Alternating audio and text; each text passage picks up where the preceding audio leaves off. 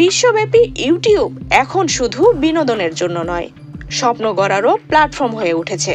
ইউটিউবকে কাজে লাগিয়ে স্বপ্ন পূরণের এক উদাহরণ তৈরি করেছেন ঝিনাইদহ সদর উপজেলার গান্না ইউনিয়নের বেতাই দুর্গাপুর গ্রামের মোহাম্মদ আরিফ হোসেন। ইউটিউবে ভিডিও দেখে শুরু করেন রাশিয়ান জাতের আঙ্গুর চাষ। তার সেই বাগানে থোকায় থোকায় ঝুলে আছে লম্বা গোলাকার সুস্বাদু আঙ্গুর। আঙ্গুরগুলো দেখতে যেমন সুন্দর, খেতেও বেশ রসালো ও মিষ্টি। সত্যি তো এই আঙুর খুবই সুস্বাদু মিষ্টি।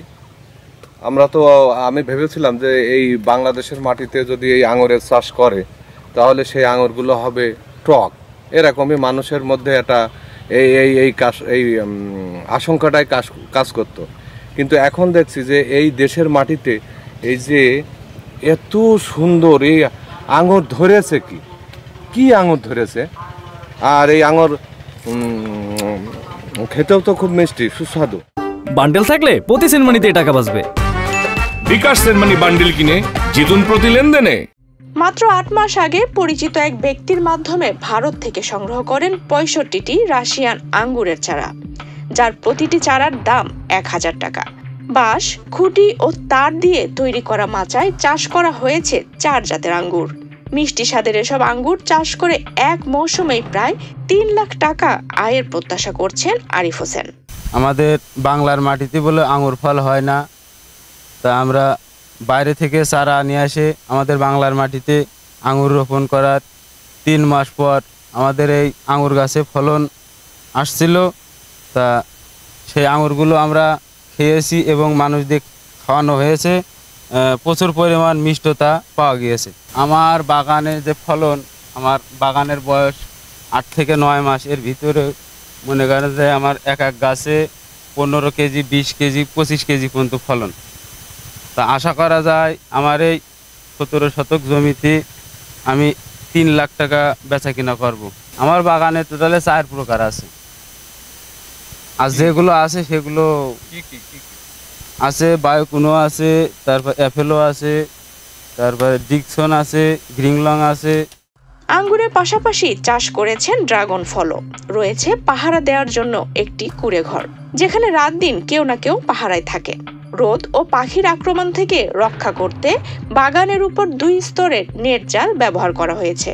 প্রথম দিকে আরিফের এই উদ্যোগকে পরিবার বা প্রতিবেশী কেউই সমর্থন করেননি, তবে আরিফের এই সাফল্য সবাইকেই তাক লাগিয়ে দিয়েছে। আমার এই ছেলে প্রথম চাষ করবো আমি নিষেধ করেছি, করার পরে এখন ভালো হয়েছে।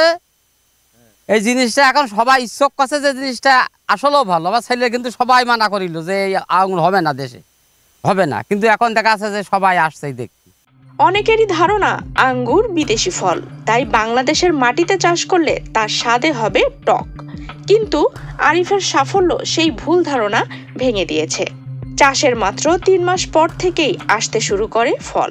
আমাদের এক আত্মীয়র মাধ্যম দিয়ে ইন্ডিয়া থেকে চারা নিয়ে আসছিলাম এবং পরীক্ষামূলকভাবে চারা লাগানোর 3 মাস পরে কিছু সংখ্যক ফুল আসার পর আমরা পরীক্ষামূলক কিছু ফুল রেখে সেগুলো সংগ্রহ করি এবং নিজেরা খাইয়ে এবং অন্যদেরকে খাওয়ায়ে আসলে মিষ্টতা কেমন যাচাই করার জন্য পরীক্ষা করার পরে দেখা গেছে যে আসলে বাংলার মাটিতে যে আঙুর ফল এত স্বাদ হয় বা এত মিষ্টি হয় আসলে কেউ না খালি বা না দেখলে বুঝতে পারবে না।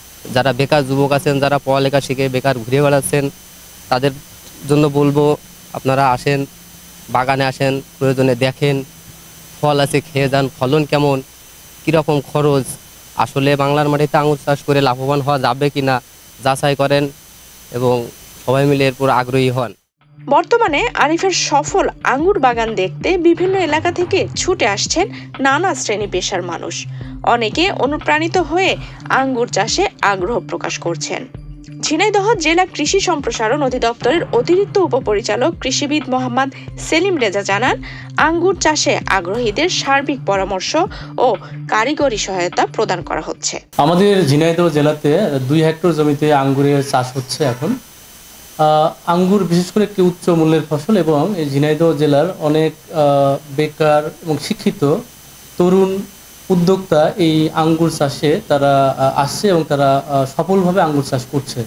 আমরা কৃষি বিভাগ নিজেরাও এই আঙ্গুরের বাগানগুলো পরিদর্শন করেছি এবং তাদেরকে কারিগরি সমস্ত সহযোগিতা, পরামর্শ দেওয়া, রোগ বালাই বিষয়ে সহযোগিতা করা এবং সারের বিষয়ে থেকে শুরু করে যত ধরনের কারিগরি বিষয়গুলো আঙ্গুর চাষের ক্ষেত্রে জড়িত রয়েছে সব বিষয়ে তাদেরকে প্রশিক্ষণ সহযোগিতা আমরা দিচ্ছি। সাথে সাথে আমাদের উপসহকারী কৃষি কর্মকর্তাগণ মাঠ পর্যায়ে থেকে তাদেরকে এই পরামর্শ সহযোগিতা অব্যাহত রেখেছে। আমরা আমাদের এখানে 2 হেক্টর আঙ্গুর চাষ হচ্ছে এবং এটি বিগত কয়েক বছর থেকে এটা এখানে হচ্ছে এবং তারা সফলভাবে এটা চাষ করছে। আমরা তাদেরকে সমস্ত কারিগরি সহযোগিতা তাদেরকে আমরা দিচ্ছি। আমরা মনে করি এই আঙ্গুর চাষের মধ্যে দিয়ে সামনে আরও এটি যেহেতু একটি উচ্চমূল্যের ফসল, এটি সামনে আরও এটির ব্যাপকতা বাড়বে, প্রসার বাড়বে এবং আমাদের এখানে আমরা চাই যে এই আঙ্গুর চাষের মধ্যে দিয়ে যেন বেকার, তরুণ, শিক্ষিত যারা যুবক সমাজ আছে বা কৃষক আছে তাদের কর্মসংস্থানের ব্যবস্থা হয়, এটি আমাদের চাওয়া। আফসানা রিপা, বাংলাদেশ প্রতিদিন।